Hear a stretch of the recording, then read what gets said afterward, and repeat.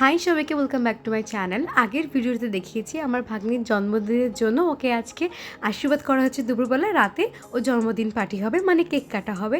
এখানে ওকে সবাই আশীর্বাদ করে নিচ্ছে। এখন অবশেষেও ওর মা বাবা আশীর্বাদ করছে ওকে। সব কিছু যেহেতু ক্যামেরাবন্দি হচ্ছে, তাই আমিও একটুখানি ভিডিও করে নিলাম, যাতে আমারও ক্যামেরাতে এইসব ভালো ভালো স্মৃতি থেকে যায়।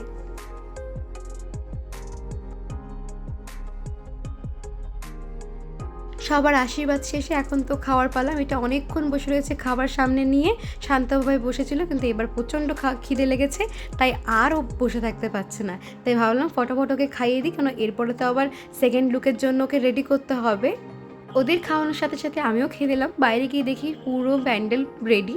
এবার চলো তোমরা একটু ভালো করে দেখে নাও কেমন কি হয়েছে সাজানো। আমার তো ভীষণ ভালো লেগেছে, এখানে স্টেজটা এত সুন্দর সাজিয়েছে আর ছবিগুলো খুব ভালো এসেছিলো। আমরা আসলে এই দিনটার জন্য এত প্ল্যানিং করেছি, আজকে যেন একদম স্বপ্নের মতন লাগছে দিনটা। আর স্বপ্নের মতন দিনটা চলেও গেল। সবাই সব রকম তালে থাকলেও আমি কিন্তু একটু সময় বের করে ঠিক চলে আসি রান্নার ওখানে রান্নাবান্না দেখার জন্য, যে রান্নাবান্না কত দূর কী হলো। এদিকে তো আমার দিদিও রেডি হয়ে গেছে, তো ভাবলাম বাইরে থেকে আমি একটু ঘুরে আসি, বাইরের ডেকোরেশনটা তোমাদের সব কিছু ভালো করে একটু দেখাই।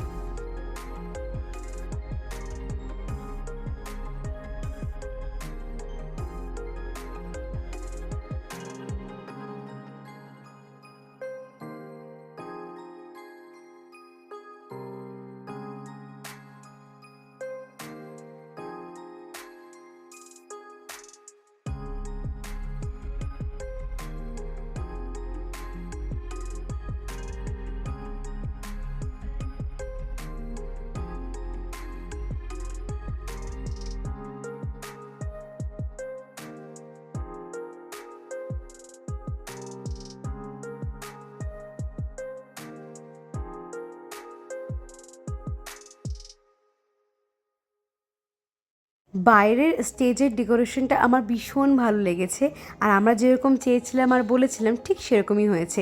আমি আবার রান্নার ওখানে এসে দেখি এখানে ডিমের টেবিলের প্রিপারেশন হচ্ছে, আর একদিকে চিকেন পকোড়াও হয়ে গেছে। অবশ্য খাওয়ার সময় আমি চিকেন টেবিল পাইনি, তবে আগে থেকে জানলে আমি এখান থেকে কটা খেয়ে যেতাম। সে ঠিক আছে, বাড়ি অনুষ্ঠানে তো এরকম হয়। আর আমাদের কিন্তু রাঁধুনিরা সেই সকাল থেকে রান্না করে যাচ্ছে, কষ্ট কিন্তু খুব হয়। এদিকে দেখো চিকেনটা আমাদের হয়ে গেছে, অলমোস্ট সব কিছু রান্না হয়ে গেছে, শুধু বাকি রয়েছে চিকেন পকোড়া আর ডিমের টেবিল ভাজা, যেটা গরম গরমই সার্ভ করা হবে। আমার দিদি তো সম্পূর্ণ রেডি, ও আবার তাড়াহুড়ো করছে, কারণ বাইরের সব আত্মীয় স্বজন চলে আসা শুরু করে দিয়েছে, তাদেরও তো অ্যাটেন্ড করতে হবে। আমি তো এখনও রেডি না হয়ে ঘোরাঘুরি করছি, এদিকে ওরা এখন এন্ট্রি করছে। তো চলো আবার বাইরে গিয়ে দেখে আসি লাইটিং জ্বালানোর পর কেমন লাগছে পুরো বাইরের দৃশ্যটা। লাইটিং দেওয়ার পরে তো আরও সুন্দর লাগছে সব কিছু। এত আয়োজন করেছি, এত মাস ধরে প্ল্যানিং করেছি, কিভাবে যে এত শর্টকাটে দিনটা কেটে গেল এই ভাবা মুশকিল, যে খুব তাড়াতাড়ি দিনটা কিন্তু কেটে গেছে। আসলে ভালো দিনগুলোর ভালো মুহূর্তগুলো খুব সহজেই খুব তাড়াতাড়ি কেটে যায়।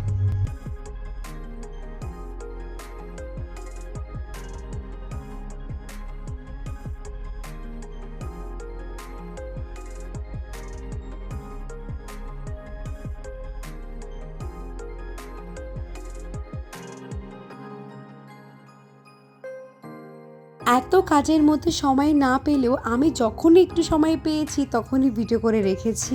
সবাই কিন্তু খাবার দাবারগুলো খুব এনজয় করে খেয়েছে, বাচ্চা থেকে বয়স্ক সবাইকে আমি দেখেছি খুব ভালো করে সবাই খেয়েছে।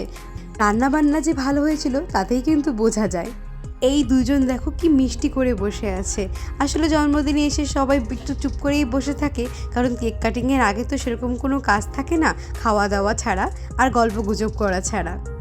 এদিকে সবাই ফটোশ্যুট করে নিচ্ছে, আমিও কিছু ছবি তুলেছিলাম, কিন্তু তখন আর ভিডিও করা হয়নি।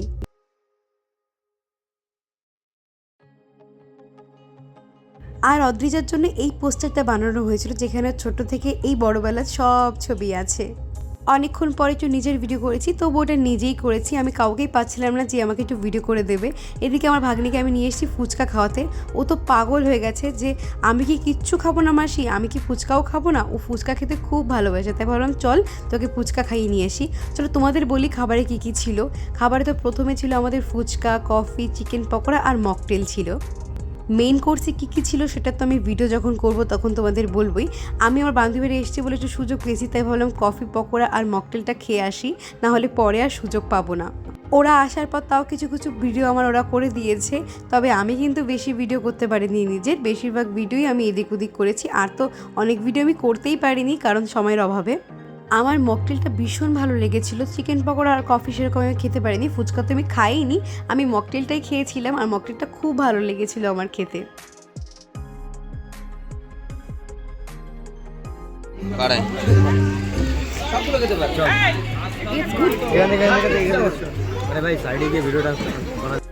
আমরা যে ফ্লেভারটা নিয়েছিলাম সেটা সত্যিই সুন্দর ছিল। তারপরে তো চলে গেলাম চিকেন পকোড়া খেতে, আর আমরা এখন গল্প করছি।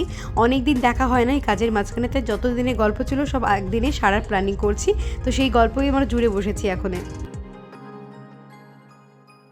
এখন প্রায় 8টা সাড়ে 8টার মতন বাজে, আর এখন হয়েছে বেশ ভিড়। আর এই ভিড়ের মধ্যে তো আমি হাঁটা চলে করতে পারছি না, তার উপরে আমি পরেছি এত বড় লেহেঙ্গা, যে পাচ্ছে সেই আমার লেহেঙ্গা গিয়ে পা দিচ্ছে, আর আমি ধম করে যে পরে দিই এই অনেক।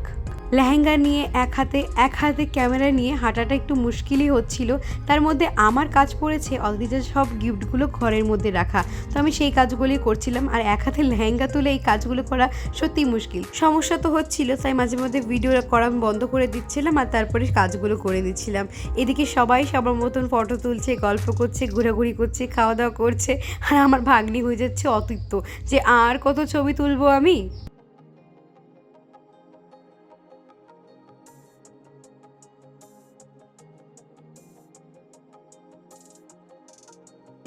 অনেকক্ষণ পর দিদিকে সামনে পেয়েছি, তাই বললাম আমার একটা ফুল লুকের ভিডিও করে দে, আর ও সেটাই করে দিল আমাকে একটুখানি। তাও আমি যে দাঁড়িয়েছিলাম যেভাবে মনে হচ্ছে পোস্টার দাঁড়িয়ে আছে।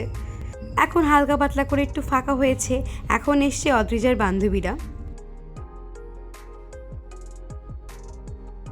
আর দেখো অনেক দিন পর বান্ধবীদের দেখে কি গল্প জুড়ে বসেছে আমার ভাগ্নি, মুচি মুচি আবার হাসছে ওরা।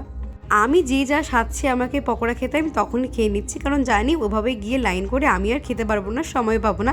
তো যখন যাকে দেখছি পকোড়া খাচ্ছে তার কাছ থেকে দুটো খেয়ে নিচ্ছি। এইবারে আমার মা বাবা এসেছে ছবি তুলতে, তো সবার তো ছবি তোলা হচ্ছে।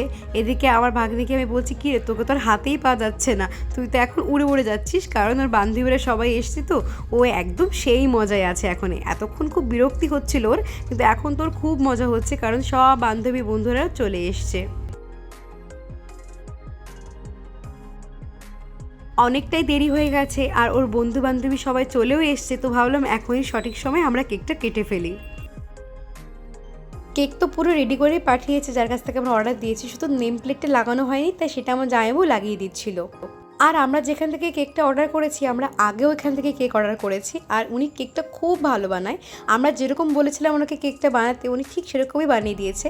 অদ্রিজার ড্রেস হিসাবে কেকের কালারটা ছিল, কিন্তু আমার ড্রেসের সাথে কালারটা বেশি ম্যাচিং হয়ে গেছিলো। কেকটা যেরকম দেখতে সুন্দর, খেতেও কিন্তু সেরকম ভালো ছিল। আর অদ্রিজার কেক কাটিং হচ্ছিল ওদিকে, আমি ভাবলাম একবার দেখে আসি খাবারের ওখানে কী অবস্থা। ওখানে গিয়ে দেখলাম এখন সবাই খেতে বসেছে, তো চলে আসলাম আবার কেক কাটিংয়ের ওখানে। এখনও তো লাইন ঠিক হয়নি, কে কোথায় দাঁড়াবে, কে কীভাবে ছবি তুলবে। তার মধ্যে অদ্রিজার একটা বান্ধবী চলে এসেছে ওকে গিফট দেওয়ার জন্য, আর এই গিফটটা খুব সুন্দর হয়েছে, ওর ফটো বাঁধিয়ে ওকে দিয়েছে। সবাই তো সারিতে সারিতে আমরা দাঁড়িয়ে গেছি বাচ্চা কাচ্চারা অদ্রিজাকে বার্থডে উইশ করার জন্য। যখন কেক কাটবে আমরা সবাই তখন বলে উঠবো হ্যাপি বার্থডে অদ্রিজা। আমি আমার দিদিকে ফোনের সেটিংস ঠিক করে দিচ্ছি, কারণ ফোনের সেটিংস আর ঠিক করলে ফোনের ছবি ভালো আসবে না। অনেকক্ষণ আগেই সামনে এনে কেকটা দাঁড় করানো হয়েছে, কিন্তু এখনও ছবি তোলা হয়নি, কারণ এখনও অনেক ধরনের পোজ বাকি রয়েছে, সেগুলো দিয়ে ছবি তোলা হবে, তারপরে কেক কাটিংটা হবে।